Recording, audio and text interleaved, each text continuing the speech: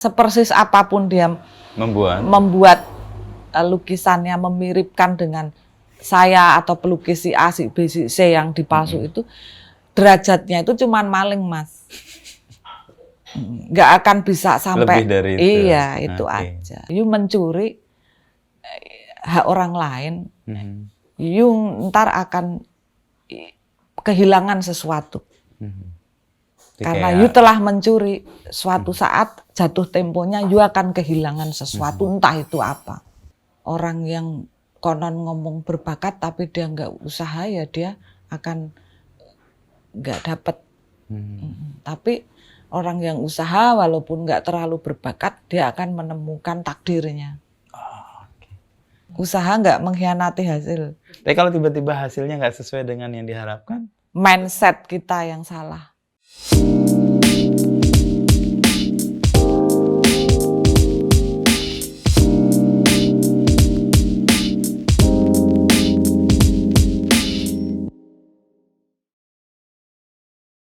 Membikin lebih pintar lagi kita, karena begitu kita lagi bete misalnya, terus aja hajar ngelukis, justru dari situ tuh kayak semacam tong sampah yang menjadi emas ya, karena tampungannya itu menjadi sesuatu yang malah saya pikir lebih unik, nggak akan dicapai di saat kita normal. Oke, jadi situasi yang berat itu menemukan dan ternyata nggak apa-apa, Mas. Itu menemukan jalannya sendiri.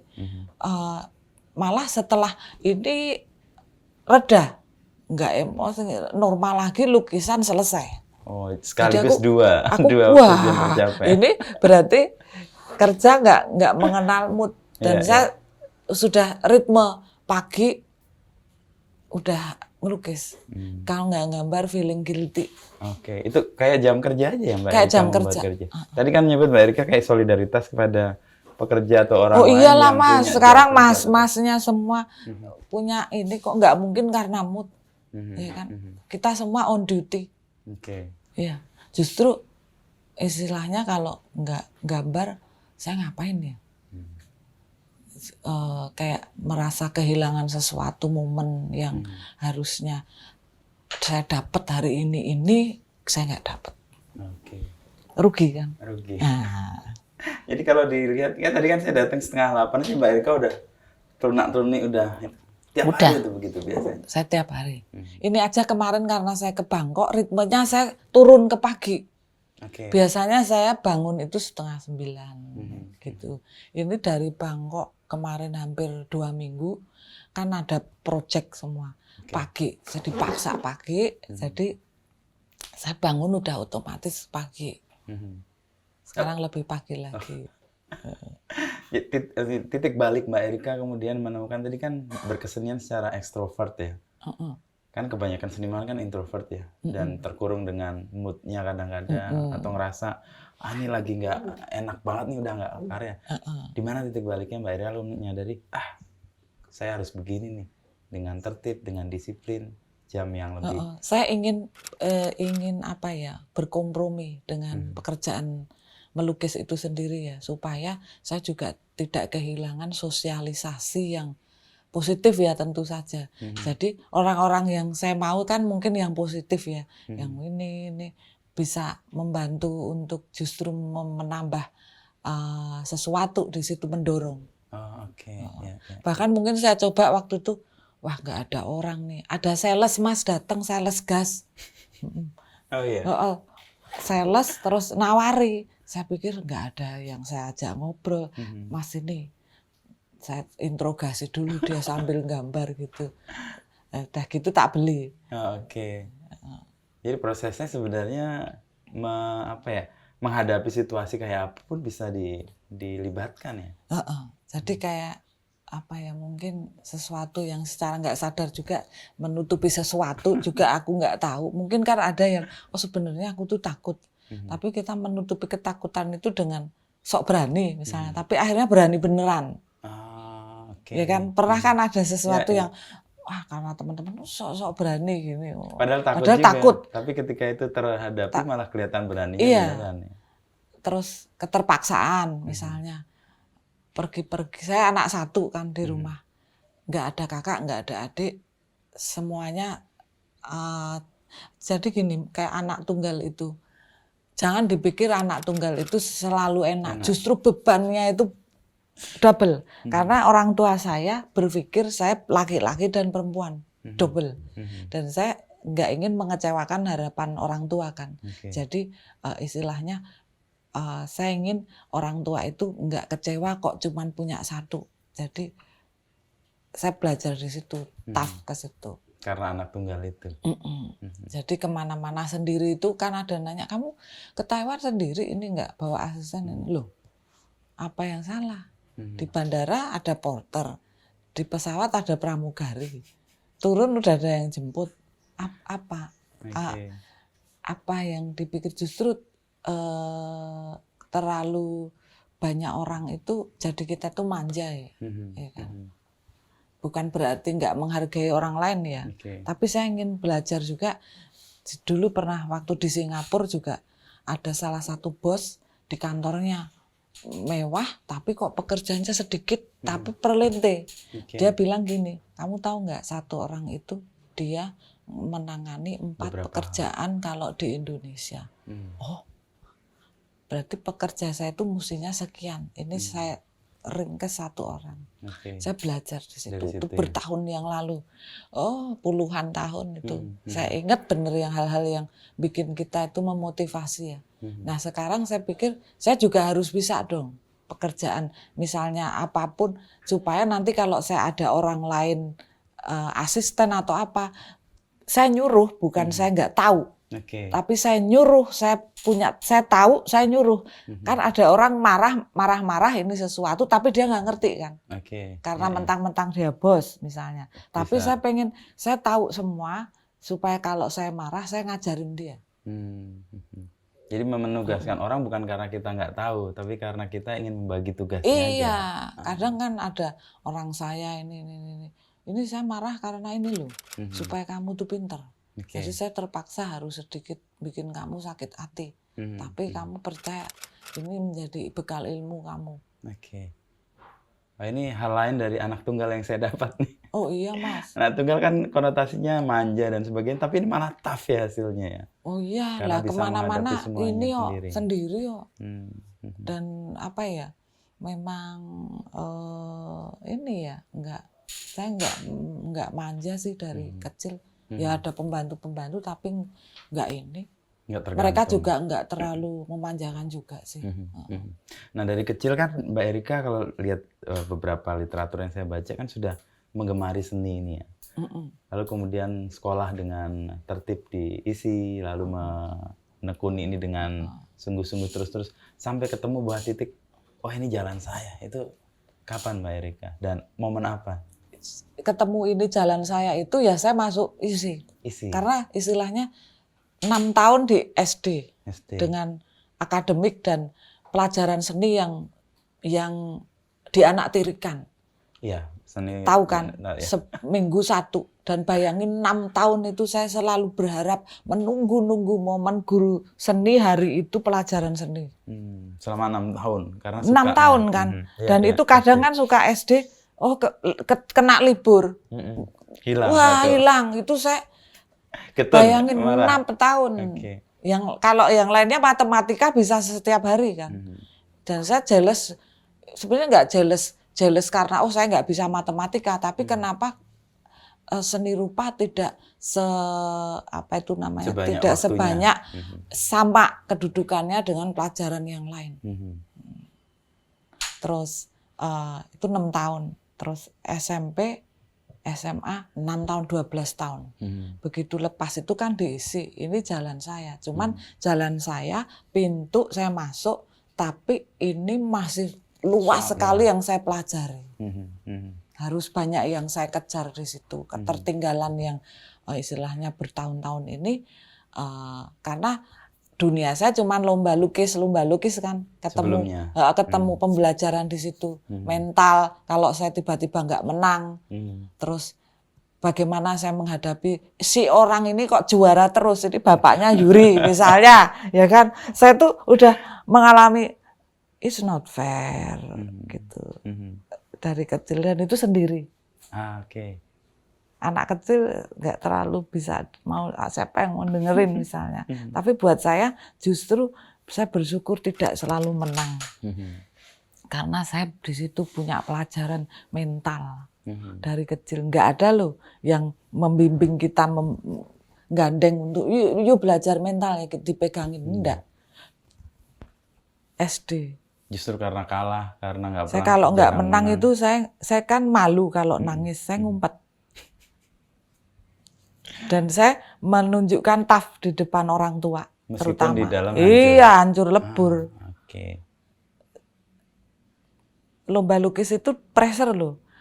Mulai jam 9 selesai jam 2 misalnya. Berapa jam kita harus finish. Intense gitu nah ya. itu belajar manajemen waktu udah dari kecil kan. Tapi justru saya merasa juara dalam tanda petik di saat saya memperoleh hal yang sebenarnya biasa saja, tidak menang itu menganggap sesuatu yang biasa.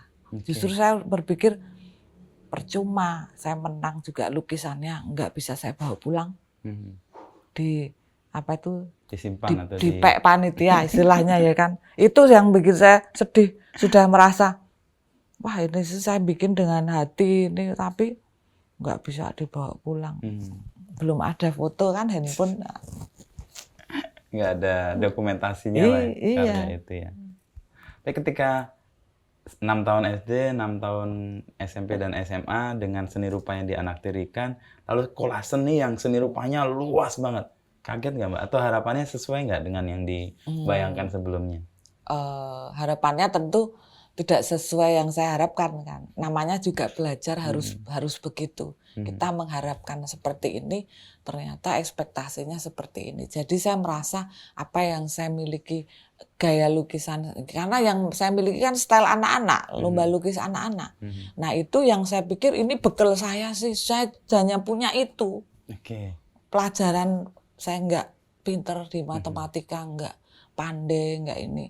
Saya istilahnya ya ini bekal saya cuman ini doang. Saya berharap ke sini. Terus masuk isi ternyata di sana nggak dibongkar lagi kan istilahnya itu dengan metode.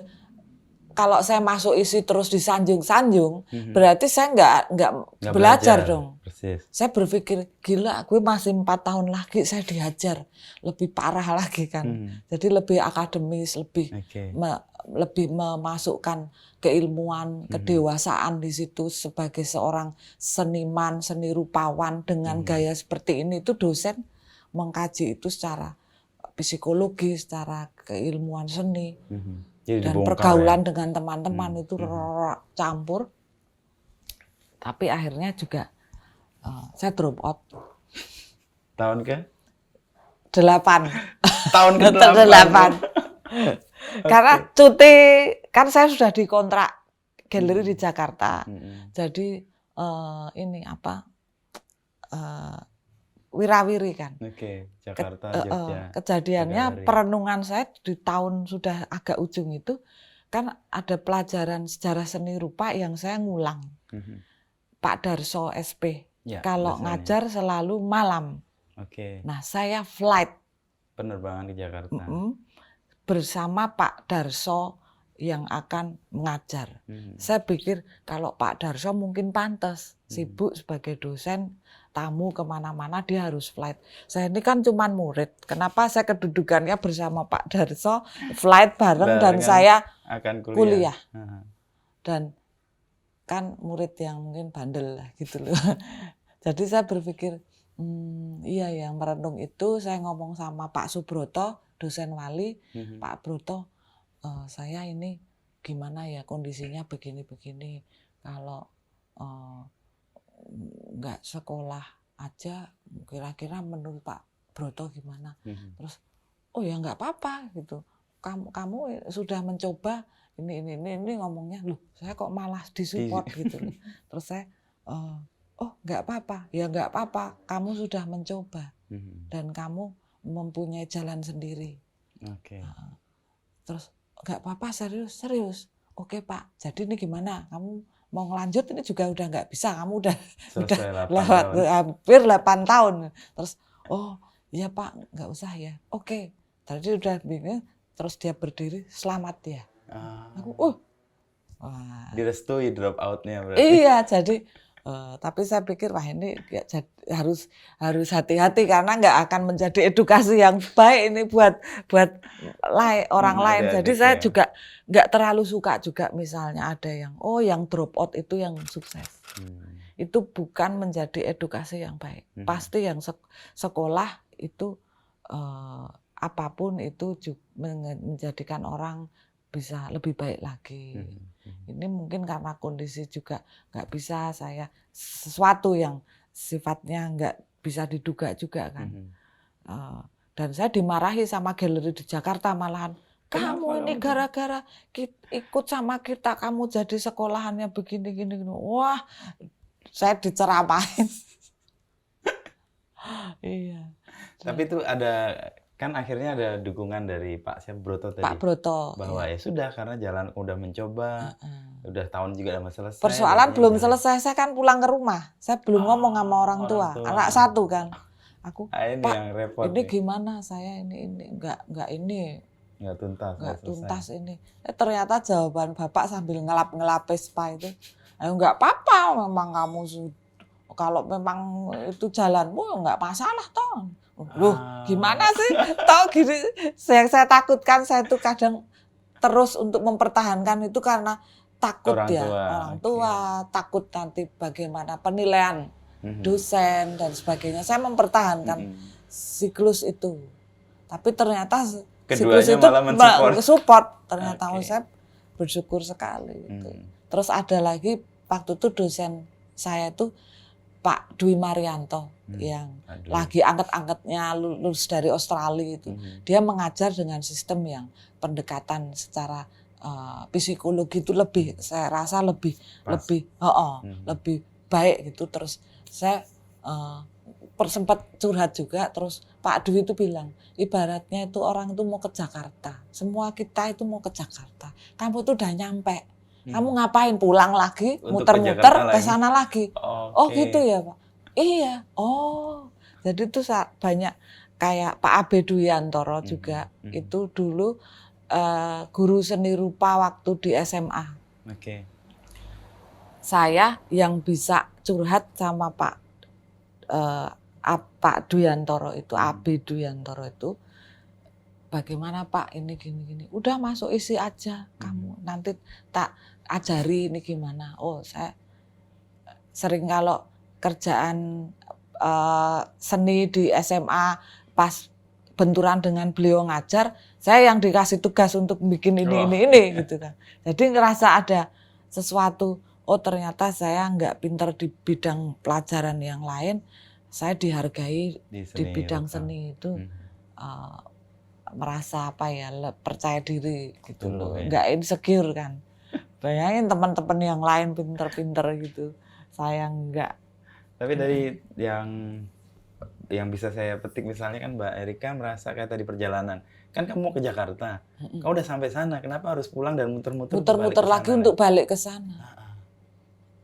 Yang Dan lain tuh belum nyampe ke Jakarta, masih perjalanan, lu udah nyampe, lu muter-muter, jadi memperlebar pandangan kamu untuk satu hal. Jadi sistem atau orang-orang yang tadinya Mbak Erika khawatirkan akan kecewa malah mendorong ya atau memberikan kekuatan. Iya, beruntung orang tua, dosen.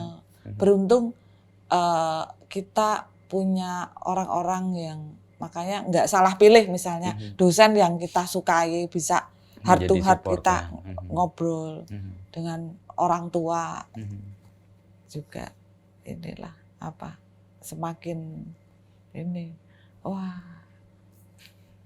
Lalu akhirnya kan Mbak Erika juga sekolah lagi ya di Rusia. Di Rusia, di Moskow. Itu waktu itu ada kursi kosong di Yayasan Seni Rupa Indonesia. Yayasan Rupa Indonesia. Nah itu ada masih kurang orang. Nah waktu itu saya ada dengan Arin, Bu Astari Rashid, ada Rudi Setiadharma, Pak Edi Sunaryo di sini, ya. Terus ada satu lagi saya lupa. Kita ke Moskow untuk pertukaran gitu loh. Kita pameran di belakang. Saya ingat di Balso Theater itu ada galeri, kita pameran di situ, disupport Yayasan Seni Rupa Indonesia, KBRI gitu. Terus saya tertarik kok waktu tahun 2000 kan masih jadul itu, ya kan, jadul. Apa itu, tulisan tuh Rusia semua. Nggak kayak sekarang udah ada Inggrisnya kan. Itu Rusia semua.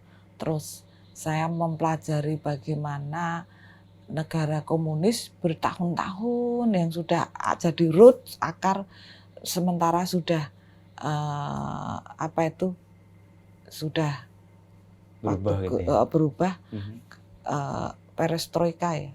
Perestroika ya. Itu tidak sekonyong-konyong berubah. Jadi masih meninggalkan komunisme itu, karakter itu nggak bisa berubah. Dan dari situ saya juga tahu secara bijak ya, bagaimana kita nggak bisa menghakimi, oh ini komunis, ini liberal, apa kan nggak bisa. Bagaimana saya belajar di situ secara nyata. Oh, negara ini apa yang diuntungkan dari itu. Ya, kan saya tinggal di asrama. Tapi waktu pameran itu kan kita pulang. Ya kan, kita pulang, saya tuh udah berpikir gimana caranya saya bisa balik lagi ke sana. Terus, nah kebetulan kita itu bekerja sama di sana itu dengan salah satu universitas seni, Surikov, yang ada senior mahasiswa lulusan sana. Jadi kita diperkenalkan di sana, terus kayaknya waktu itu mengunjungi sebentar ke situ apa gimana, terus saya berpikir, oh kok menarik ya, saya bisa sekolah di sini, menghayal gitu loh. Udah pulang itu? Masih di situ. Terus di situ. Saya berpikir gimana ya saya bisa balik situ. Nah itu bertepatan dengan saya mau pameran tunggal di Galnas, ya kan? Galeri Nasional. Waktu itu. Nah saya berpikir saya pameran tunggal kan kebanyakan setelah pameran selesai hilang kan. Saya pengen pameran ini roadshow. Hayalan saya begitu. Jadi saya mewujudkan itu, dan itu kan nggak mudah Mas. Begitu banyak dan sendiri ya. Bagaimana saya belajar untuk mengkait-kaitkan aspek ini supaya bisa bantu saya gimana. Akhirnya saya bekerja sama dengan KBRI lagi di Moskow itu untuk membantu mensukseskan pameran saya roadshow di Moskow. Dan saya dibantu mencarikan tempat di situ yang itu nggak gampang Mas, tahu itu Mas, Rusia Mas. Terus saya dapat Monolith Club namanya, itu tempat di mana sering pejabat-pejabat kenegaraan atau orang-orang yang berada di Moskow itu sering berkumpul di situ. Nah mungkin KBRI itu mempunyai akses juga ke situ kan, mungkin karena dari embassy. Nah saya beruntung bisa dipersilahkan untuk di situ. Nah itu saya bawa sebagian lukisan untuk ke situ. Nah setelah ke situ semakin senang lagi kan. Wah, saya gimana caranya saya bisa balik lagi ke situ misalnya. Ya kan? Nah, waktu itu ada sekolah seni, terus saya semakin masuk ke situ. Nah, ada salah satu penghubung ya, kayak translator yang sering dipakai di KBRI itu orang Rusia, namanya Pak Sergei Vasiliev, dan dia ternyata ex KGB. Tapi nggak kelihatan. Nah, saya juga belajar dari situ bagaimana orang ini pasti nggak bodoh, tapi orang pinter, tapi keep silent, itu caranya gimana? Belajar banyak. Terus saya pakailah Pak Sergei itu sebagai teman ngawal lah untuk kegiatan saya itu, bagaimana supaya kita itu masuk ke Rusia dengan baik, dengan attitude yang sesuai, yang benernya gimana. Terus udah gitu saya ke sekolahan itu, Pak Sergei saya pengen sekolah di sini. Oh, kepada Pak Sergei itu Mbak Erika sempat kaget, dan teman saya ada beberapa teman diplomat dan lokal staff yang teman-teman itu kaget, sekolah di Rusia. Dan kebanyakan itu orang kan padanya nanya, kok Rusia selalu, kenapa di Rusia? Selalu ngomongnya begitu. Terus saya bilangnya gini, ini hidden game menurut saya. Dan orang yang nggak tipe-tipenya pintar tapi disembunyikan. Saya ingin belajar dari mereka. Mungkin dari situ saya belajar bagaimana tidak terlalu ekstrovert, tapi tetap bisa bersosialisasi secara baik itu bagaimana. Dan secara keilmuan juga kebetulan saya ingin mempelajari ikon Rusia. Itu kan dari tahun abad-abad keberapa itu sampai sekarang itu masih dirawat dengan baik di Rusia itu. Di museum terawat dengan baik. Bahkan kalau di airport kita beli di loaan namanya Ismailova, itu kan ada loaan-loaan juga yang ada ikon, walaupun itu ikon agak baru atau apa, kita beli di airport itu ke screen itu kita nggak boleh diambil. Itu bagian dari yang tidak boleh dibawa iya, keluar. itu sangat strict. Jadi walaupun harga cuman berapa itu nggak boleh. Jadi belajar dari situ, mereka menghargai sekali dan ya budaya itu. Ikon itu maksudnya apa, yang model kayak lukisan yang religius itu loh. Iya. Yang biasanya ada emas ukir-ukirnya silver atau apa. Nah, lukisan saya yang ukir-ukir ini saya juga salah satu lebih menggila karena terinspirasi dari itu. Ada ininya ya. Kan nggak mungkin saya pakai ditatah silver apa. Tadinya saya pengen tempel-tempel sesuatu seperti itu. Tapi saya pengen belajar gimana sih bikinnya. Nah, saya sekolah di Surikov. Ternyata saya tuh nyemplung di sekolahan yang hiperrealis. Padahal saya kan realisnya KO. Dan saya masuk ke monumental art. Ya. Karena waktu itu saya pengen belajar ikon, fresko yang di gereja-gereja itu. Tahu. Saya pengen belajar tekniknya, saya pengen pewarnaan atau apa teknik yang bisa saya adaptasi ke lukisan saya pengen belajar ke situ, sesuatu yang nggak saya pelajari di sini. Dan ternyata udah belajarnya di sekolah yang hiperrealis, saya masuknya ke monumental art, sesuatu yang saya nggak lulus diisi. Malah masuk lagi di kejeblosnya ke situ, waduh, gitu. Nah, karena bisa sekolah ke situ kan ada keuntungan ya. Maksudnya keuntungan dapat ilmu lain dan nggak sekedar ilmu secara akademik tapi pergaulan. Saya bertahun-tahun itu sangat sulit untuk bagaimana berteman dengan teman-teman Rusia misalnya. Itu saya pelajari itu lama sekali dan adaptasinya lah. Berapa lama Mbak Erika dulu di Rusia? Hampir 5 tahun. Hampir 5 tahun. Ulang-alik. Dan saya belajarnya begini, dengan kondisi iklim yang sangat ekstrim. Kan. Teman saya Rusia aja ngomong, kita heran loh, kita aja yang orang Rusia kedinginan, kamu itu orang tropis, kok kesini ya gitu. Terus saya, apa ya? Terus mereka sampai geleng-geleng gitu loh. Terus akhirnya saya belajar juga dari mereka. Kan orangnya cenderung kayak cool ya, flat gitu. Tapi sebenarnya nggak semuanya seperti itu. Hangat mereka. Hangat. Kalau memang mereka berprinsip kalau nggak kenal banget ngapain kita mesti hati-hati sama orang, ya kan. Jadi itu satu pembelajaran ke kita juga. Terus ternyata ya baik-baik, baik. Dan untuk kita kan kita di negara orang Mas, kita nggak bisa. Ini saya ini.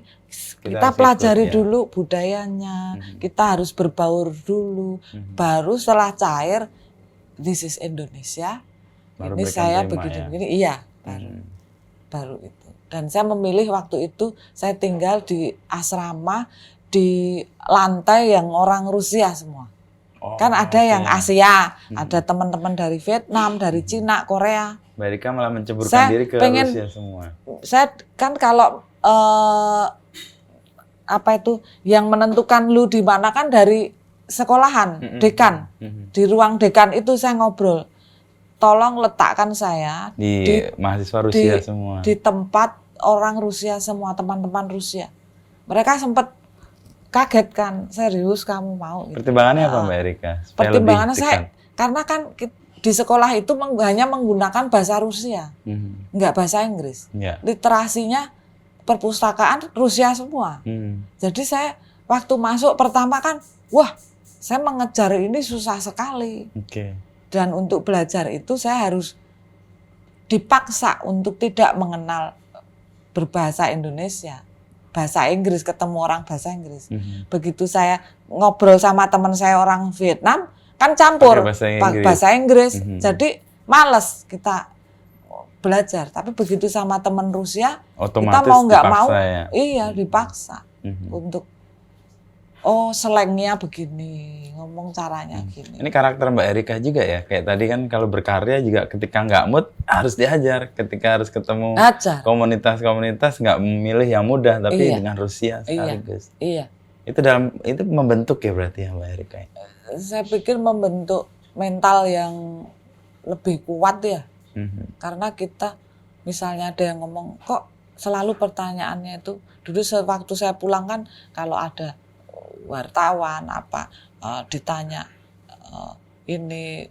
itu misalnya kenapa kok ke Rusia selalu itu, kenapa kamu milih Rusia, kenapa enggak di negara lain misalnya. Saya pikir Rusia kan sulit untuk masuk sana waktu itu, dan saya ingin belajar sesuatu yang sulit dulu. Kalau belajar mau yang gampang nggak belajar. Namanya belajar tuh harus yang sulit dulu dong. Saya penasaran aja. Dan ternyata di sana kan museumnya Mas, Wah gede-gede ya, dan koleksinya. Mas, saya ke Tretiakov Museum, ke Pushkin Museum. Yang kita pelajari hanya beberapa lembar mungkin di sini, di sana buku. Bisa berjilid-jilid tuh kan. Kalau saya di toko buku itu misalnya sejarah seni rupa Indonesia ya bukunya sekian, sejarah seni rupa Rusia dan Eropa Timur tebalnya sekian, dan beberapa kali ya jilidnya. Dan itu kalau belajar itu dosen itu sambil ngajak kita ke museum real ya, dan dosen itu nggak bisa bahasa Inggris. Saya suka misunderstanding. Dia cerita apa gitu, saya suka migrain. Aduh, Medlena Pasilasta gitu. Maksudnya pelan-pelan, please ngomongnya nggak cepet-cepet gitu. Jadi dia lupa. Bahwa ada orang non-Rusia. Karena itu untuk ulangan. Lah nanti saya, jawabnya apa nih? Tapi ya menarik di situ, jadi pengalaman ya. Kotanya apa dulu Mbak Erika? Saya di Moskow. Di Moskow ya. Saya pernah ke Saint Petersburg yang museum gede. Saya juga pernah ke Hermitage. Ya, betul. Yang itu sekitar 27 km itu kalau ditarik. Jadi kalau sehari kita ke Hermitage itu nggak cukup. Selesai. Paling nggak 3 hari kita. Saya lihat satu lukisan yang membuat saya, tadinya saya lihat lukisan itu di buku. Judulnya itu lukisannya Rembrandt yang judulnya sih Kembalinya si Anak Hilang gitu loh. Jadi seorang bapak memeluk anaknya yang pulang dan buku itu jadi buku kayak buku rohani gitu. Dan saya lihat lukisan itu lah, saya merinding tuh gitu. Saya lukisan itu langsung saya menatap itu, gila nih lukisan yang lama saya lihat di buku-buku dan ini ada di depan mata saya. Tahun berapa tuh ya, 2007 atau 2008. Nah itu saya banyak banget belajar bagaimana realis di zaman-zaman itu membentuk orang jadi maestro itu kayak apa. Nggak sekedar bisa realis melukis visual, tapi bisa menerjemahkan jiwa. Persis. Penyinarannya itu jago. Dan di situ saya digojlok untuk secara nggak langsung bisa ngelihat realis Rusia, realis Belanda, terus di negara lain ini itu beda. Beda ya. Beda. Kayak Kramskoy itu saya kenal itu. Terus ada lagi yang saya mengidolakan itu Ivanov. Itu lukisannya sekitar 5 meter kali 10 meter mungkin ya. Itu di museum. Saya pikir, terus saya berbekal itu saya pikir, kalian ngomong, wah lukisannya Erika gede banget lu ini. Enggak, ada yang lebih gede. Dan itu tercipta orang di tahun 1800 sudah membuat seperti itu. Saya kurang bekerja keras, saya berpikir. Yang saya capai ini karena nggak seberapanya lah.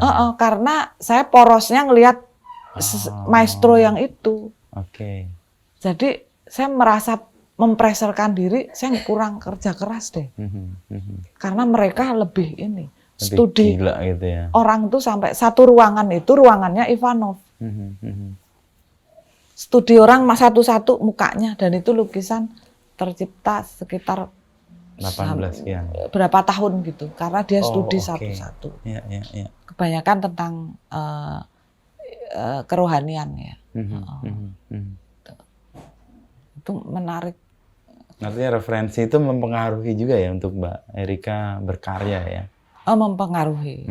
Tidak secara visual, tapi secara bagaimana mental di zaman itu. Zaman sulit kan Mas, tahun 1800 itu. Persis, ya. Dan itu catnya masih bagus. Dan dia bikin sangat besar yang nggak mungkin dilakukan ya dengan mudah gitu ya. Iya, dan dipelihara dengan bagus di museum itu.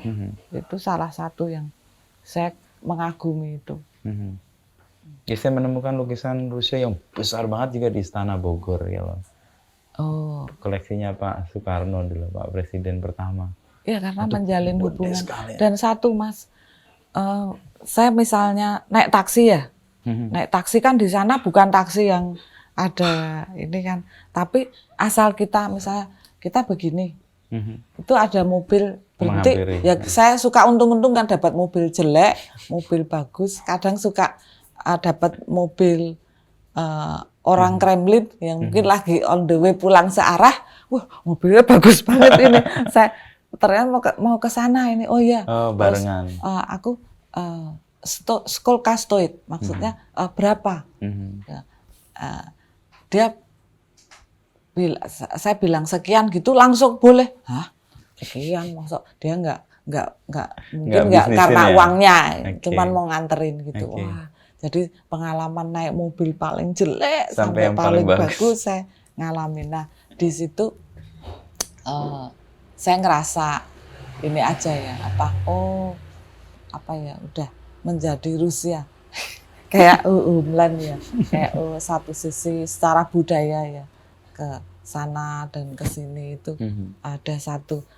Di taksi kan biasa ditanyain dari mana gitu. Saya Indonesia, ada yang Indonesia mana? Saya bilang kuncinya satu, Soekarno. Oh, mereka langsung tahu lebih saya dekat. Sakti sekali gitu loh. Bener-bener kita bersyukur waktu itu Pak Karno sempat menjalin hubungan diplomatik baik dengan banyak negara di antaranya Rusia, dan rupanya Pak Karno terkenal gitu loh. Iya, saya menyebut namanya dan generasi itu tahu. Berarti memang cukup dan sangat menghormati, sangat respect, perlakuannya jadi berbeda. Jadi saya bersyukur gitu loh. Oh, ternyata ini ya. Dan waktu di Saint Petersburg kan juga ada masjid khusus untuk Soekarno kan? Belum pernah masuk ke situ saya. Masjid Biru disebutnya itu. Karena penghargaan yang begitu tinggi kepada Soekarno, maka pemerintah sana memberi nama itu masjidnya adalah Masjid Soekarno. Masjid Biru itu. Karena Pak Karno pernah sholat di situ. Sebagai tanda itu. Ya, saya dengar ceritanya waktu datang ke sana. Dengar sih, iya. Begitu dihargai. Tadi Mbak Erika dari kecil, SD, SMP, SMA, melukis, lalu studi S1 di ISI, 8 tahun drop out, terus 5 tahun di Rusia, tapi ada karakter yang terus-terus konsisten ya, lukisan gaya anak-anak ini. Iya. Dan saya lihat selalu ada tuh gajah, belakangan saya lihat ada sapi juga. Iya. Saya cerita itu, Pak. Sebenarnya simpel ya, kayak gajah itu, misalnya anak-anak itu yang melukis, pertama apa sih yang sering mereka lukis bisa kenal dengan baik, mungkin karena tubuhnya besar, anak-anak gampang menangkap itu mungkin ya. Saya salah satu itu. Saya nggak tahu kenapa, mungkin senang baca bubu kan waktu dulu ya kan. Ada Langganan saya bubu, saya senang Bona, rongrong apa. Terus itu berlanjut. Terus waktu itu sempat dikritik ya. Oh, kamu hafalan gajah mulu. Kamu nggak bisa binatang lain. Nah, saya nyoba memaksa untuk saya bisa bikin deformasi sapi, terus binatang lain, dan itu ternyata kaya. Itu melengkapi. Dan gajah ya memang, dan bersyukur karena di balik itu ada filosofi juga yang lebih dalam ya. Misalnya kalau di Thailand, apalagi kemarin pameran di Thailand, saya merasa semakin nggak bisa di stop nih bikin gajah. Cuman warnanya karena saya di Thailand, saya mencoba untuk membuat komposisi warna itu dengan gajah warnanya putih misalnya. Tapi kalau gajahnya sendiri lebih karena memang dari kecil ya itu nempel sebagai imajinasi soal kekanak-kanakan itu atau anak-anak. Iya, gitu. Terus ya binatang yang sebenarnya bisa bersahabat dengan siapa saja ya.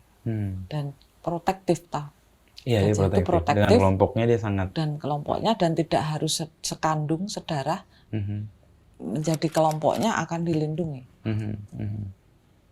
Itu pemaknaan setelahnya berarti. Iya. Mbak Erika melihatnya. Kalau pilihan untuk mengambil gaya kanak-kanak ini apa Mbak yang mau disampaikan sebenarnya? Saya sih pengen orang itu ingat kita pernah mengalami masa anak-anak. Yang mengembirakan, menyenangkan. Belum tentu orang bisa sampai ke dewasa, tapi anak-anak itu pasti. Dan untuk remind ya bahwa dunia anak-anak itu dunia yang innocent, ya kan. Suka duka anak-anak itu tetap unik gitu. Dan sederhana sebenarnya. Saya ingin itu tuh sebenarnya nggak hilang. Karena banyak cerita anak-anak waktu kecil saya itu terlalu indah ya, maksudnya dengan persahabatan teman-teman, dengan cerita, dengan saya lomba lukis yang ketemu teman-teman juga. Itu tuh saya nggak ingin ilmu melukis anak-anak itu hilang, tapi justru saya kembangkan gitu. Dengan pengalaman tadi ya, studi di ISI, lalu dengan Rusia, dia memberi kekayaan baru bagi kekanak-kanakan lukisan yang Mbak Erika tekuni. Dan ternyata Mas, di beberapa negara itu kayak di Rusia, di Prancis, di Siberia, itu ada museum naif internasional. Ternyata ada museumnya, lukisan naif itu ada. Gitu loh. Juga Mbak Erika ada yang di Kanada juga ya bikinnya? Atau yang dikoleksi? Saya pernah dikoleksi satu ya, di Kanada kalau nggak salah. Masuk dalam kategori lukisan naif itu? Iya, padahal saya sempat nggak yakin ya, karena sudah masuk ke naif, tapi apa ya, naif mereka kan yang kayak benar-benar lukisan anak-anak itu. Apakah ini juga masuk? Tapi ternyata mereka memasukkan itu, mungkin menganggap itu satu hal baru, wawasan baru mungkin ya, membuat kelengkapan, keragaman koleksi mungkin. Kalau di Indonesia untuk lukisan-lukisan naif kayak gini siapa lagi ya Mbak? Ada lagi namanya Budi Asih. Ya. Kalau dulu waktu saya kuliah, idola saya kalau di ISI itu saya selalu ngeliat lukisannya Mas Heri Dono sama Edi Hara. Ya, suka terinspirasi aja. Oh, seperti ini gitu. Terus kalau lukis yang zaman dulu itu Pak Sujono Kerton. Kalau yang topik kayak siapa ya dulu itu yang Damar Kurung tuh Mas Mundari. Damar Kurung Mas juga Mundari itu keren banget itu. Iya, itu juga naif ya. Naif itu. Itu sampai usia sekian masih melukis dengan baik itu. Nah, semangatnya itu yang kita kan untuk referensi nambah apa itu perbendaraan ya. Oh, ini begini gitu. Nah, menjadi perupa perempuan di topik yang sangat berbeda ini tantangannya gimana, Mbak? Kan banyak perupa cowok ya, tadi disebut hampir semua cowok tuh. Mas Edi Hara, Heri Dono. Iya sih, memang saya akui minoritas ya. Waktu itu tuh di sekolahan itu misalnya muridnya 40, ceweknya ada yang 2, ada yang 5 gitu. Terus saya pikir sebenarnya menjadi satu keistimewaan. Justru itu ya? Iya, karena akan menjadi satu tantangan karena kan beda loh, ada cewek gitu. Nah, supaya kita juga harus bisa membuktikan bahwa jangan dianggap sesuatu yang lemah, tapi anggap kita samalah. Gitu. Jadi misalnya kita kemana ya kita anggap aja kita juga sama. Kan kadang ada yang suka sungkan, oh cewek, oh ya udah. Jadi pengen disamakan. Jadi ya kalau memang harus ngelembur kita juga nggak masalah gitu. Terus tantangan juga harus bisa lebih semangat, bekerja lebih keras gitu.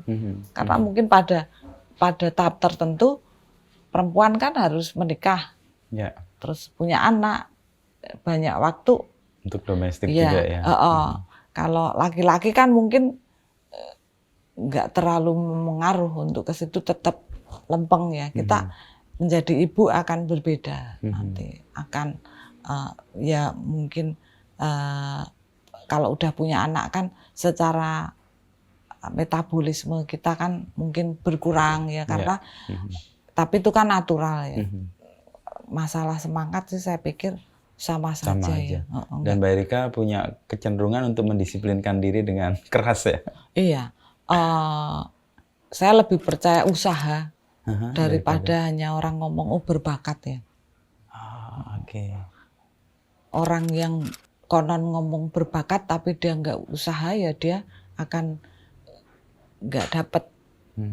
Tapi orang yang usaha walaupun nggak terlalu berbakat dia akan menemukan takdirnya. Keyakinan itu yang kemudian Mbak Erika aku lebih melawan. Percaya itu. Usaha nggak mengkhianati hasil. Itu udah umum kan itu. Itu benar itu. Itu benar ya. Tapi kalau tiba-tiba hasilnya nggak sesuai dengan yang diharapkan? Mindset kita yang salah. Kenapa nggak sesuai hasil? Mindsetmu apa? Kamu nggak bersyukur apa misalnya gitu. Berarti ada yang kurang. Justru nggak sesuai itu ada yang kurang. Lu miss sesuatu. Kamu harus belajar lagi, gitu aja. Kemampuan mengubah mindset itu yang kemudian melihat. Penting itu. Seru. Mbak Erika punya pemahaman ini dan kemudian menjadi lebih ringan kan hidupnya juga ya? Iya. Masalah besar itu dikecilkan, Mas. Masalah kecil itu hilangin gitu loh. Jadi simple ya. Makanya dengan keberanian juga kuliah Rusia jalan. Jalan aja. Nanti kapan lagi gitu loh. Beruntung sekali bisa. Dari situ kan jadi mengerti Eropa Timur yang lain misalnya. Iya. Sebagai perupa yang kemudian kan sangat terkenal nih Mbak Erika. Titik di mana Mbak Erika kemudian merasa, oh iya ya banyak orang mengenali saya. Lalu ada yang berubah nggak dalam hidup Mbak Erika untuk enggak juga sih. Itu? Enggak sih. Malah bingung orang kok kenal ngapain ya gitu loh. Saya bingung karena bidang yang saya geluti ini kan bukan untuk mengejar itu. Ya, itu jadi, efeknya kayaknya. Ya? Iya, jadi kayak misalnya ada yang, nanti kan misalnya ada lukisan dipalsu. Ini ada lagi cerita lukisan saya dipalsu. Ada yang, ini loh nanti kamu harus berbuat sesuatu. Kalau enggak jatuh loh kamu nanti, namamu jatuh. Saya pikir kenapa saya mesti merasa jatuh? Saya enggak merasa menginjak suatu posisi. Saya enggak merasa memperebutkan suatu posisi, ya kan? Kayak kursi, kayak apa aja aku bilang.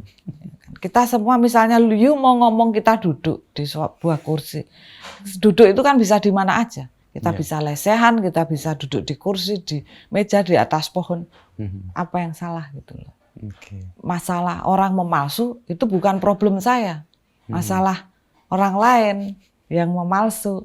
Dan itu satu kecenderungan enggak cuma di dunia lukisan aja, mungkin di dunia banyak hal lah.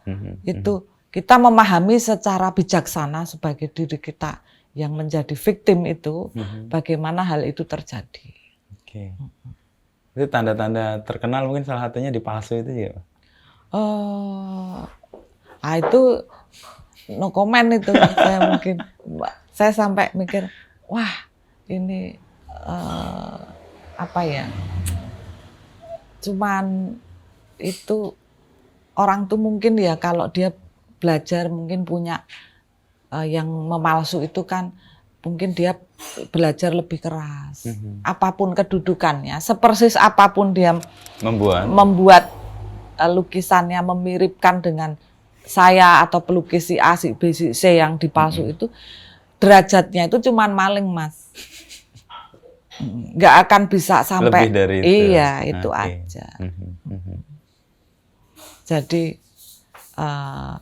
kita semua juga percaya ya, you mencuri hak orang lain, you ntar akan kehilangan sesuatu.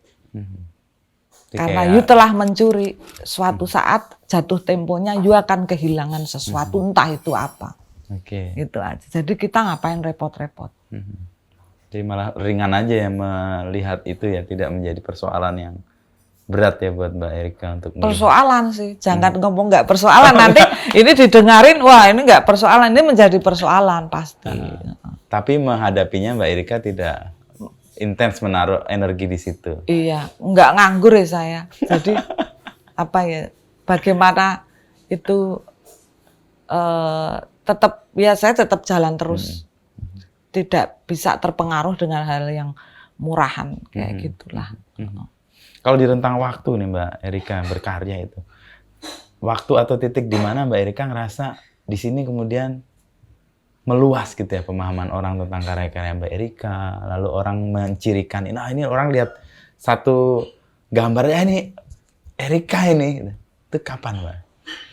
Wah udah lama sih, banget, ya? Udah lama. Ya ada ini sih, ada kayak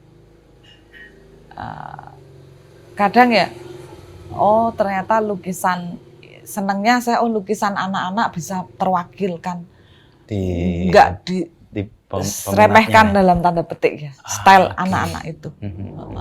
Ternyata itu menjadi satu kekuatan ya, bukan karena nama saya ya, tapi mungkin dari situ karena banyak cerita yang unlimited yang bisa kita ceritakan dari dunia anak-anak itu gitu. Indah sekali. Dan ruang untuk dipahaminya juga lebih luas ya kalau lukisan. Lebih luas, ya, lebih luas. Lebih luas. Kadang-kadang kan kalau kita lihat lukisan kan hanya orang-orang tertentu yang bisa mengerti. Kalau lukisan dengan pendekatan atau ciri atau naif kayak anak-anak ini, anak kecil pun bisa bercerita tentang apa yang dia lihat. Dan biasanya masuk juga atau sesuai. Iya, senang. Kadang malah merasa apa ya, oh ternyata ada yang ibu-ibu, ini loh dek, ini lukisan ini, tante ini. Jadi bisa, jadi anak kecil termotivasi, oh ternyata aku menjadi ide.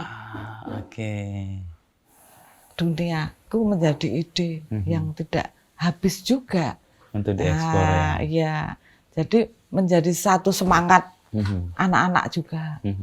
Artinya ketika dia lihat karya, dia nggak merasa terteror. Wah ternyata saya bisa juga nih bikin dengan gaya. Dan jadi orang tua yang itu kan jadi lebih, oh malah ayo lukis aja.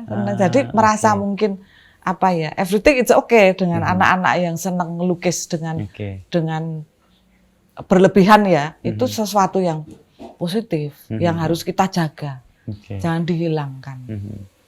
Jadi bisa mengubah yang awal tadi, kalau Mbak Erika ngerasa kan tiap minggu nungguin pelajaran seni rupa gitu ya, karena anak-anak atau orang tua sekarang udah ngelihat karya begini pun menjadi sangat diterima dan punya keluasan pasar gitu ya. Orang tua juga, ayo menggambar, melukis. Gitu. Ruangnya diberi lebih banyak ya. Tapi ada posisi Mbak Erika sekarang di tengah banyaknya kan juga perupa baru muncul, juga perupa perempuan juga muncul dengan gaya-gaya juga yang mungkin mirip, dekoratif gitu. Mbak Erika lihat perkembangan seni rupa di Indonesia gimana? Perkembangan seni rupa di Indonesia ya khususnya yang perempuan itu maju sekali ya. Maju sekali. Ya.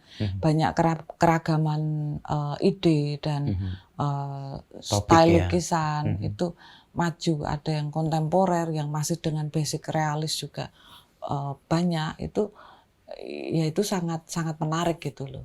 Sangat menarik. Dan ternyata sampai sekarang pelukis perempuan semakin banyak. Semakin banyak. Dan generasinya bertumbuh dengan baik ya. Kalau kelas-kelas seni rupa kan dulu sekelas 40 isinya 2 atau 5, sekarang mungkin sekarang sudah ya sometimes masih bisa 50-50 sudah. Itu tanda bahwa ruang rupa yang tadinya dikuasai laki-laki sekarang banyak diisi juga perempuan. Saya juga kadang apakah ini gender apa, saya pikir enggak lah. Kita kadang secara kodrati juga diciptakan seperti itu ya, kita everything is fine lah. Tergantung individunya kok sebenarnya. Iya. Istilahnya jangan juga memakai gue kan perempuan, aku masih anakku di rumah masih ini. Jangan memakai istilah-istilah itu untuk mendapat privilege itu ya, diistimewakan. Iya, jangan. Justru itu menjadi satu tantangan. Keep silent, kita do the best. As a woman artist, do the best. Kalau untuk karya ini Mbak Erika kan padat banget nih kegiatan, pameran, juga karya yang mungkin dipesan dan sebagainya. Membagi waktu dan mendeal dengan itu semua gimana Mbak Erika? Gini Mas, karena konsepnya dari awal saya itu kerja keras. Konsep dari awal pertama kerja keras? Kerja keras. Itu setiap hari melukis. Karena memang ide keluarkan. Misalnya saya perjalanan kemana-mana kan selalu muncul metode. Nah itu tuh tergantung kita ya. Metode masing-masing pelukis kan beda-beda. Karena pergerakan ini cepat, menangkap sesuatu cepat. Kalau saya ngelukis, saya bawa cat semua, on the spot selesai, banyak imajinasi lain masuk. Pengen saya lukis di kanvas lain, ini kedodoran. Jadi saya mending saya tangkap sket. Tapi kalau nyeket on paper kayak drafter itu saya kayak menurut saya kok sedikit membuang waktu. Saya ngelukis ini nanti saya terapkan di ngelukis 2 kali kerja. Mendingan saya on the spot bawa kanvas langsung yang saya mau, itu malah jadi sesuatu yang langsung nempel ke situ. Nanti eksekusinya biasanya itu saya di studio. Mau acak-acak, mau cat apa kan. Kan nggak mungkin kayak kemarin di Thailand saya di depan temple terus saya bawa cat ini kan dilarang, nggak mungkin. Dan kita ada toleransi bagaimana kita menyesuaikan tempat. Nah, beruntung sistem saya itu seperti itu mempermudah. Jadi saya sudah biasa, kanvas sebesar ini saya selesai sket paling sejam misalnya. Udah ada target. Nah, nanti udah itu selesai, saya gulung, saya udah siapkan untuk supaya kalau digulung nggak ngecap. Nah itu udah ada kayak semacam plastik atau koran bekas, saya tempelin, saya gulung, kadang saya lipat. Terus di studio udah di rentang lagi, saya tinggal pewarnaan dan sistemnya kan paralel mempermudah. Sebenarnya nggak karena sengaja juga, kadang catnya kebanyakan, saya cocol lagi ke sini, saya cocol lagi ke sini. Di studio ini diwarnanya baru diselesaikan di Ya di tempat sini yang kadang nanti finishing baru saya fokus satu-satu. Supaya kekejar ya ininya nggak hilang. Nanti kalau on the spot satu, wah pasti lebih lama. Oke. Nanti nunggu keringnya buru-buru udah harus masuk mobil misalnya, Malah akan rusak repot. ya. Iya, ya bisa sih, bisa. Tapi kalau itu nggak memungkinkan, saya sudah dengan trik itu. Tadi. Jadi seniman yang kerja keras lah ya, Mbak Erika. Ya, saya pikir justru yang nggak normal tuh kita nggak kerja keras. Kita hidup kan on duty ya, sesuatu ya harus kita kerja keras. Ada masanya kita bekerja, kita kerja keras. Ada masanya kita liburan, ya kita liburan.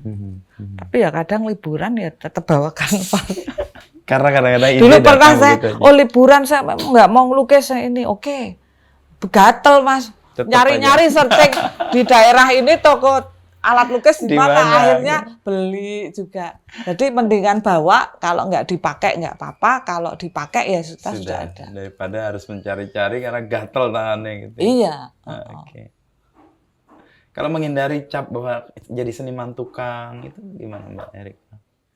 Itu kan cap aja sih, nggak ini. Jalan terus aja. Kita nggak nyolong, nggak ada crime. Oke. Apa yang orang ngomong, ini rumah saya, dan orang ngomong kan sebenarnya nggak ngerti, nggak deket, hanya mungkin dengar rumor, ya kan. Saya udah terbiasa kayak gitu. Buat saya nggak ada waktu untuk melurus-luruskan apa yang perlu diluruskan. Misalnya lu nganggep itu, ya itu problem lu gitu loh. Dan deal dengan diri sendiri lebih penting ya? Oh lebih penting Mas, lebih penting. Ya. Karena mau pembuktian apa? Ya. Mau pembuktian beneran nih dari ini sampai akhir. Lu bayar gue berapa mau untuk saya lakukan itu misalnya. Nggak perlulah proof itu. Ya, ya. Karena juga dari didikan diisi juga, saya dididik untuk kerja keras kok. Kita bagaimana speed 1 minggu 1 lukisan, nanti kritik seni, itu sudah ada di situ. Ya. Dan itu tertanam sebagai sebuah karakter juga akhirnya. Iya, kan? Jadi saya ketawa aja sampai ini. Dengan teknik, saya memang lukisnya cepat gitu. Oke. Ditambah pakai akrilik, cepat kering. Jadi mengejar imajinasi yang datang cepat dengan skill dan bahan yang tepat itu perfect gitu loh. Jadi satu kesatuan ya. Dan ini masih ada satu nih yang menunggu untuk menunggu itu deadline November. Deadline November. Ya, Wah, saya 24. Lebih ngeri dari wartawan nih deadline-nya. Deadline-nya November. Saya 24 ke Taiwan. Pulang tanggal 2. Saya pulang sebentar tanggal 7 saya ke Malaysia ke Penang. Ada Penang Art Expo. Sampai tanggal 13. Kemungkinan dari situ ke Ho Chi Minh saya ke Vietnam. Wow. Jadi keliling gitu ya, iya. Asia. On duty Mas, memang itu harus terbiasa dan mengenal airport. Oh iya. Iya, saya kenal airport di mana, ayo ini gate mana ini, jadi itu penting itu. Karena nggak pakai asisten ya Mbak Erika juga ya, jalan sendiri gitu. Iya. Dulu pernah pakai asisten lah, saya malah kerepotan, dia nggak ngerti, saya malah ini introduce dia. Aduh, ini. Iya, mendingan udahlah ini. Ya ini terdidik sebagai anak tunggal, jadi semuanya dikerjakan sendiri. Dengan tidak ada bantuan. Kalau ada saudara kan bisa cawe-cawe, ini kalau sendiri ya sudahlah dikerjakan. Cepet hebat Mas. Saya sama orang lain ya sebenarnya nggak apa-apa, terbantukan, tapi untuk yang kalau mau speed mesti dikasih tahu dulu nanti ini malah sendiri cepet kok malah ringkes. Iya. Nah terakhir nih Mbak Erika, kalau untuk karya atau untuk hal yang sekarang sudah Mbak Erika buat ini kan secara ekonomi bisa memberikan ya penghasilan dan sebagainya. Kalau untuk perupa-perupa baru itu Mbak Erika ngelihat gimana tahap mereka untuk kemudian bisa menemukan titik di mana percaya dengan seni, dengan karya ini sebagai bagian dari penghidupan mereka? Ya tetap jangan mudah menyerah ya. Apalagi ini zaman sekarang ya beda, lebih maju ya. Kita kan harus selalu positif ya, lebih maju, lebih era digital, lebih mengikuti perkembangan zaman tanpa harus mengendorkan semangat ya. Karena masing-masing punya rezekinya masing-masing. Jadi terus karena itu kan saya alami juga, perasaan insecure itu kan selalu mengintip-ngintip. Ya kan? Dan perjalanan Mbak Erika juga mengalami itu. Iya. Nanti setelah kita pede, kita melewati fase tertentu. Melewati lagi, menunggu fase post power syndrome ada nggak nanti. Nah itu kan harus dipelajari. Mungkin orang yang merasa sudah senior, terus yang muda-muda bagus-bagus, ada mungkin yang post power syndrome. Seperti itu banyak sebenarnya. Kita mindset. Kembali ke mindset. Kembali ke mindset. Semua itu mindset. Lu merasa itu kan perasaan kamu. Ya kan? Nah kita kembalikan lagi, tujuan lu melukis apa sebenarnya. Kalau untuk mengejar sesuatu yang kayak tadi oposisi, ini nggak akan ada habisnya.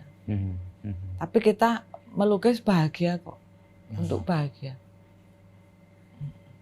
Jadi yang dikejar itu happy dan terus belajar. Karena setiap masa, setiap fase itu ada saya tetap insecurity-nya belajar. masing-masing. Ya saya hafalan. Kalau orang, lu hafalan, ya hafal dong. Gue tiap hari gambar ini warna ini, saya kenal ibaratnya. Kalau mau mensimbolisasikan 1000 warna saya kenal, ya kan. Ya kalau saya nggak hafal gimana? Mau eksperimen, ya udah di antara itu sudah tumbuh eksperimen. Tapi setelah itu ya sudah paham secara. Sudah hafal, paham. Nanti mungkin deformasi, oh ini bosen lah bentuknya kok gini terus, saya balik ke sini ini. Itu sesuatu yang ini juga yang menurut saya itu belajar gitu, nggak masalah. Dan jangan takut nanti jelek gitu, nggak ada. Saya pikir di seni juga nggak ada barang jelek ya. Yang ada itu mungkin belum sesuai dengan komposisinya atau apa. Jadi kalau kembali lagi berarti harus berpijak pada kamu dengan berseni ini mau ngapain gitu kan. Itu kan tujuan ya.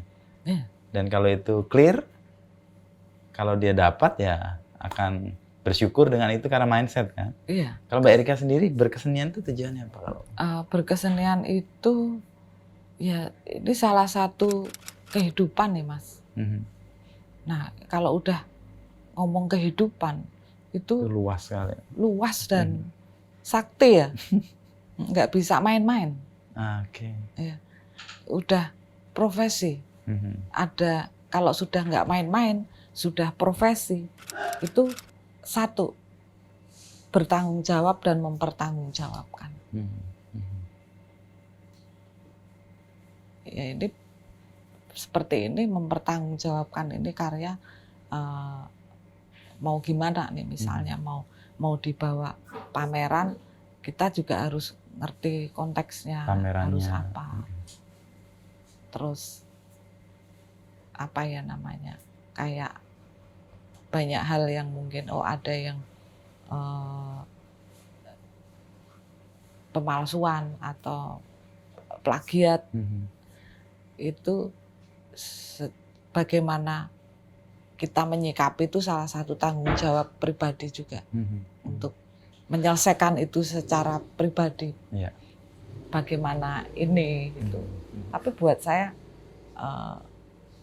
secara publik kan maksudnya orang juga akan teredukasi lewat lukisan, entah itu lukisan siapa itu ada teredukasi atau hanya sekedar melukis, lihat, happy lah, seneng, Ada yang dengan muatan politik ada. Itu keragaman itu kan melengkapi ya. Iya. Karena jadi banyak kan ya. Iya. Orang punya. Dan kebukti sih soal tanggung jawab dan mempertanggungjawabkan soal kehidupan dan karya Mbak Erika. Tadi kami datang Mbak Erika pagi-pagi udah Karena udah deadline kan. Ya. Kita sudah menyetujui sesuatu, Komitmen kita di situ, komit ya. ke situ. Ya. Nggak bisa semena-mena dengan alasan mood atau tidak mood gitu Nggak ya. ada. Mood yang harus ngikut kita. Mendidik mood Kita kan ya. ngikut mood nih, nggak moodnya nggak enak, nggak gambar, nggak bisa. Dia harus ikut saya. Jadi tuan atas mood kita lah. Iya, dan ternyata mampu, bisa. Membangun itu kan mungkin pelan-pelan agak Melawan gimana gitu, ya. dilawan. Nanti lama-lama menemukan klik, oke. Good. Jadi nggak lagi mood-moodan lagi. Nggak, mindset. Mindset. Misalnya ada yang tiba-tiba ada tamu penting datang tapi harus deadline. Kan saya nggak bisa, kadang kan ya udah saya nggak gambar, saya nemuin. Enggak. Bisa ya, saya sambil gambar kita ngobrol yuk. Nah, enak. Jadi dia ngobrol, saya gambar. Selesai dua-duanya. Persis tadi kan kita lagi siap-siap, Mbak Erika masih gambar gitu, menyelesaikan untuk komit atas kesepakatan atau deadline yang sudah disepakati dengan pihak lain. Gitu. Komit. Jadi di balik hasil lukisan seperti ini ada proses yang dijalani, yang kerja keras, yang sebenarnya tidak mudah. Itu proses ke situ. Dan biasanya prosesnya tercermin di karyanya itu, energinya juga muncul di situ ya. Iya, karena memang ini ya, menyiasatilah gimana melukis besar, tiba-tiba nggak ada tangga, tidurin aja. Bawah. Di bawah gitu. Terus ke tempatnya kok sempit, lipat. Jadi perpat. Jadi begitu sampai studio dibongkar malah kejutan. Wih, jadinya kayak gini ya. Wih, itu kan sesuatu yang menurut saya artistik juga ya. Nggak selalu sesuatu itu kita bisa prediksi. Itu ya buat saya menyenangkan juga. Ya, justru yang selalu bisa ditebak tuh kayaknya bosan aja. Biasalah gitu loh. Ya, oke Mbak Erika. Terima kasih ngobrol-ngobrolnya nih. Di pagi-pagi nih kita udah nyita waktu deadline-nya Mbak Erika untuk menyelesaikan sejumlah deadline ya. Paling dekat ke Taipei ya? Iya, 24 pagi saya berangkat Jakarta. Terus siangnya saya ke Taipei. Oke. Berapa lama di sana, Mbak? Sampai tanggal 2. 2 November. Karyanya udah dikirim sana semua? Saya bawa, hand carry. 32 lukisan. Wah, gila ini. Jadi yang pelajaran kan bisa menyiasati, Mas. Sekarang itu beli overweight itu, beli tambahan bagasi itu untuk beberapa maskapai itu bisa kita langsung ke counter. Langsung ke counter kita beli. Lebih murah daripada tiba-tiba di airport, overweight sekian kita bayar itu lebih mahal. Jadi sebenarnya kita tahu sistemnya, kita malu bertanya sesat di jalan tadi. Ternyata everything is okay, saya bisa 70 kilo. Saya beli. Bawa ya? Ya, iya. Dan peran 4-5 orang dihandle semua Mbak Erika sendirian. Iya, kan ini apa? Enggak masalah sih sebenarnya. Gampang. Ya, Mbak 30-an, 30 berapa kali? 32. 32 kali. 32. Sebagian udah di packing. Nanti yang besar digulung di sana udah saya pesankan. Ada yang mesenin ini untuk frame-nya. Jadi tinggal datang, diurus semuanya, pameran, kelar. Ya. Ringkes nih, Pak. Ringkes, pulang balik. Teman saya yang orang luar aja bingung. Geleng-geleng kok bisa ini. Jadi harus jadi anak tunggal dulu kayaknya. Tunggal dengan pendidikan yang berbeda kan. Loh, karena kalau saya ngelukis di pesawat kan suka, kalau yang penerbangan lama itu kan ngelukis. Kan ada pramugari, Mas. Ya. Dia itu pramugari udah dididik untuk tanggap dengan penumpang kan. Ya. Sampai saya ngelukis kan tempat catnya itu kotor. Dia udah langsung bersihin. Membersihin kan, wah seneng sekali saya gitu. Maksudnya kita nggak perlu takut di mana saja, kita ada rekan teman yang bisa bantu gitu. Nggak mengkhawatirkan lah ya. Enggak. Jadi tapi itu kayaknya bisa di bisnis aja atau di ekonomi juga bisa gambar juga. Bisa, nggak harus bisnis, ekonomi pun bisa. bisa. Paling sketch gitu ya untuk mewarnai. Iya, ya menyesuaikan. Oh, di ekonomi, kalau di ekonomi ya mungkin kecil. ruangannya sempit, yang bikinnya kecil. Di bisnis bisa luas ya, kita maksimalkan. Nah, gitu. Nggak wajib harus ada kondisi tertentu, tapi tiap kondisi bisa Bisa. dihadapi dengan realitanya ya. Dan satu tetap bisa kontrol. Itu kontrol. Oh, di ini kita itu penting. Fokus, kontrol. Sama kerja keras. Iya. Sudah itu 3. Terima kasih, Mbak Erika. Sama-sama.